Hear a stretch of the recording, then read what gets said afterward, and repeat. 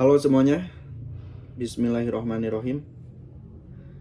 Kembali lagi bersama saya Yusuf Bahtiar. Kita akan bahas pertandingan Manchester United versus Fulham, jalannya pertandingan, review, dan bagaimana MU di pertandingan keempat di bawah Michael Carrick. Oke, langsung aja. MU itu kan sebelumnya lawan lawan Fulham dia menang. Nah sekarang lawannya itu Tottenham. Jujur aja sebenarnya kalau dibanding Fulham lebih bagus Fulham daripada Tottenham performa akhir-akhir ini, karena berbanding terbalik. Yang satu MU datang dengan penuh percaya diri karena 4 game 4 kemenangan 3 game 3 kemenangan, sedangkan si Tottenham itu performanya kurang bagus, rankingnya aja di bawah belasan, nggak tahu berapa. Soalnya dia tuh kalau di liga domestik di Premier League Tottenham itu lagi kesusahan ya, karena banyak pemainnya juga yang cedera kayak Richarlison dan lain-lain. Jadi kalau saya lihat nih cukup menyedihkan sih Tottenham di bawah Thomas Frank ini. Kalau dulu kan mungkin era terbaik Tottenham itu salah satunya ya di bawah si Pochettino. Nah Tottenham ini kalau dia itu perform di liga kompetisi Eropa. Kalau di kompetisi Eropa dia masih perform, menang lawan Dortmund, menang lawan Eintracht Frankfurt. Tapi kalau di domestik dia tuh datang ketika melawan MU itu sebelumnya dia seri lawan Man City, home seri, terus seri juga lawan Burnley, terus kalau nggak salah lawan Everton ya. Jadi secara mentalitas, aura, kondisi, suasana MU lagi on fire, sedangkan Tottenham lagi sedang berjuang ya. Coba kita lihat dari rankingnya itu si Tottenham 15, MU ke 4. Yang jelas Tottenham itu beberapa kali pertandingan tuh seri kalah ya. Hanya di kompetisi Eropa dia perform, kalau di domestik lagi ngap-ngapan lah. Oke, kita langsung ke pertandingannya. Sebenarnya saya ingin bikin review preview. Jadi bikin preview di H-1 pertandingan, tapi karena saya lagi sakit, terus saya juga ada ke Subang,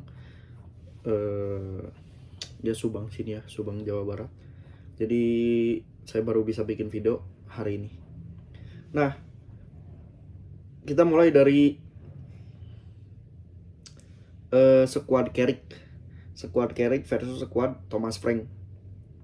Kalau di MU kan praktis pemain-pemain intinya itu lagi perform dan bisa hadir semua. Pemain kayak si Lisandro, Harry, Luke Shaw, Casemiro, Kobe, hampir semua pemain inti, Bruno, Brian, Cunha, itu pemain intinya ini semualah hadir semua gitu, tidak ada yang absen. Sedangkan di sisi Thomas Frank banyak pemain-pemain inti yang cedera gitu. Nah, kalau dari segi formasi ya, kalau yang ditampilkan di ini ya, ditampilkan di banyak statistik atau di banyak kayak si Premier League punya, itu kan MU selalu hadir dengan 4-2-3-1. 4-2-3-1 ketika stay atau ketika kondisi defaultnya lah 4-2-3-1. Nah, kalau si Spurs itu 3-4-3. Tapi 3-4-3-nya Spurs itu saya rasa ya lebih buruk daripada 3-4-3-nya si Amorim. Yes. Padahal pemain-pemain Spurs itu bagus-bagus loh guys. Bagus-bagus. Ketika tampil ya secara individu mereka bagus ya, cuma mungkin nggak cocok aja kayak 3-4-3. Jadi waktu pertandingan itu eh pertandingannya itu kan awalnya kan 11 lawan 11, terus pemain Spurs itu si backnya itu Romero yang orang Argentina itu dia di kartu merah.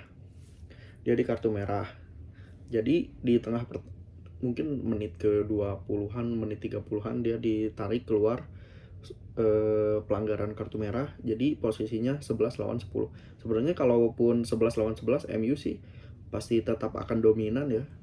Lebih mendominasi dibanding Spurs, apalagi main di kandang, main home. Nah, kalau formasi ya seperti biasa, setelan Pabrik, setelan defaultnya Carrick, Lamans, Harry, Lisandro, Luke Shaw, Dalot, Casemiro, Kobe, Diallo, Bruno, Cunha, Bryan Mbeumo. Kalau dari sisi Spurs, Vicario ini kiper bagus banget, anjir, beberapa kali bikin save yang mengagumkan. Backnya 3, Van de Ven, Romero, Palhinha. Tengahnya itu pivotnya si Pape Matarsar sama Conor Gallagher. Kanan kirinya Udogi Archigray. Terus depannya Kavi Simons sama Wilson Odobert. Terus strikernya Dominic Solanke. Nah, awal-awal MU itu main terbuka ya. Dari awal itu sudah ngegas bermain terbuka. Sedangkan dari sisi Spurs, ketika posisinya 11 pemain pun mereka agak tertutup dan kesulitan gitu ya. Jelas kalau udah main home, performa lagi on fire, pemain inti hadir semua, terus dari segi jumlah pemain 11 lawan 10 praktis sangat diunggulkan Manchester United di kondisi pertandingan kemarin. Jadi ya terbukti dari peluang yang didapat. Tembakan shotnya itu 23, shot on targetnya 9. Berbanding kalau Spurs shotnya itu 5, shot on targetnya 1. Praktis Spurs itu kesulitan sih, bertahan kesulitan, membangun serangan kesulitan, apalagi cetak gol gitu ya, sulit lah. Dominasi juga di MU gitu ya, possessing, penguasaan bola 65-35. Ini MU perform sih, jujur aja sangat perform di pertandingan kemarin ya. Selain dari segi skor, dari sisi permainan sangat berkembang gitu ya. Kombinasi pemain. Terus pemain kayak si Kobe. Kobe kan dulu ya praktis di zamannya Amorim sering dicadangin. Kalau sekarang tuh dia seperti kembali ke zaman Ole. Siapa sih, si Ten Hag. Dia selalu memberikan yang terbaik untuk tim. Lari, rebut bola, distribusi bola. Dia seperti MU banget gitu loh. Di hatinya ada MU ini pemain. Jadi kalau kita review yang hatinya MU banget. Yang pertama jelas kalau menurut saya ya, Bruno ini MU banget gitu loh. Bruno MU banget. Kobe MU banget. Ahmad kurang. Casemiro juga kurang. Kayaknya dia lebih cinta Madrid daripada MU. Tapi meskipun dia selalu bermain bagus. Harry kok jadi Heru sih. Harry juga MU banget. Praktis yang saya rasa ini pemain MU banget tuh ya 3 ini ya. Kalau Lisandro juga belum kerasa MU banget gitu. Meskipun selalu bermain bagus. Luke Shaw juga ya MU banget iya. Tapi kadang dia selalu bermain bagus, hampir selalu bermain bagus, tapi ya kurang lah. Kalaupun gak ada Luke Shaw juga gak apa-apa. Sisi kiri nanti ada pengisi yang lain gitu. Tapi kalau MU tanpa Kobe, tanpa Bruno, tanpa Maguire, ini di belakang itu kalau nggak ada Maguire kayak hilang kepemimpinan. Di tengah kalau nggak ada Kobe seperti kurang nyet gitu loh, kurang eksplosif. Terus di depan kalau nggak ada Bruno kurang kreativitas. Jadi 3 pemain ini sih yang MU banget gitu loh, di hatinya ada MU. Kalau Ahmad kan dia dari akademi itu kan diambil dari Atalanta ya kalau nggak salah. Cunha Bryan Mbeumo juga belum kerasa MU banget lah ya, meskipun menjadi andalan tapi kerasa gitu loh yang pakai hati gitu loh, yang all out setiap pertandingan. Terus kalau di sisi bench mungkin yang bakal nanti kerasa MU banget itu Aiden Heaven ya. Ini pemain karena masih muda harusnya didikan, terus norma atau value yang diambil yang dia bawa juga dari MU, harusnya dia lebih dewasa atau lebih matangnya itu di MU. Nah, apalagi ya bahas. Oh ini, MU itu kan praktis hampir semua shootnya itu kan berbahaya ya. Shot on targetnya berbahaya. Kipernya Tottenham Hotspur, si Vicario, anjir gila. Ini pemain menyelamatkan tim. Andai aja kipernya bukan Vicario, ya mungkin bisa sih 3 atau 4-0 ya. Tapi ini pemain gila loh guys. Bagus banget anjay. Pada pertandingan kemarin dia perform habis-habisan. Kayaknya dia sih yang bersinar dari sisi Spurs di pertandingan kemarin ya. Kalau di MU mah seperti biasa ya, pemain yang bersinar kayaknya Lisandro Harry Maguire bersinar, Casemiro Kobe juga bersinar, depan Ahmad Bruno Cunha bersinar, Mbeumo juga bersinar. Jadi awalnya itu kan gol pertama itu si Mbeumo cetak gol dari Kobe Mainoo. Terus yang kedua Bruno cetak gol. Itu golnya, gol pertama Bryan Mbeumo, kalian bisa lihat cuplikannya mungkin di YouTube-nya MU. Bagus banget loh, technical gitu loh, placing Bryan Mbeumo banget gitu, pakai kaki terkuatnya yang kiri. Terus kalau si Bruno kan golnya dari crossing ya, anjir itu Bruno benar-benar ini pemain udah 30 tahun tapi masih kayak prime-nya di 26, 27, 28 gitu loh. Ini pemain masih bagus, masih bisa lari.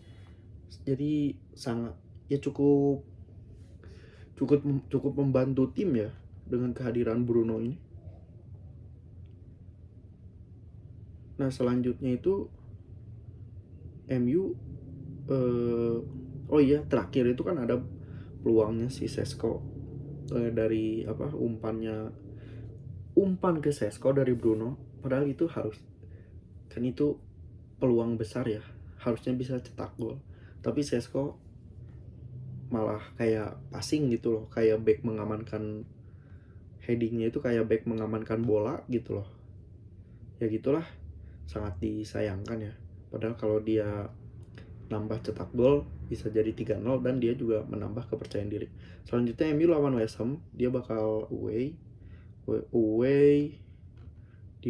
ke West Ham. West Ham sendiri sekarang peringkat 18. West Ham memang dia juga lagi kesulitan ya akhir-akhir ini. Ini bukan West Ham yang kita kenal dulu-dulu gitu ya. Kalau dari segi West Ham, coba nih kita lihat terakhir dia itu menang away di lawan Burnley. Siapa pemain kunci West Ham? Pemain kuncinya ya si ini ya, strikernya itu Tati Castellanos, Jarrod Bowen, Disasi. Ya itu sih guys. Kalau beberapa kali sih kayak Matheus Fernandes juga kurang perform. Oh iya, si West Ham ini kan pelatihnya Nuno Espirito Santos, yang dulunya itu ngelatih Spurs sama Wolverhampton Wanderers. Jadi kalau Espirito tuh sering main terbuka sih guys, harus.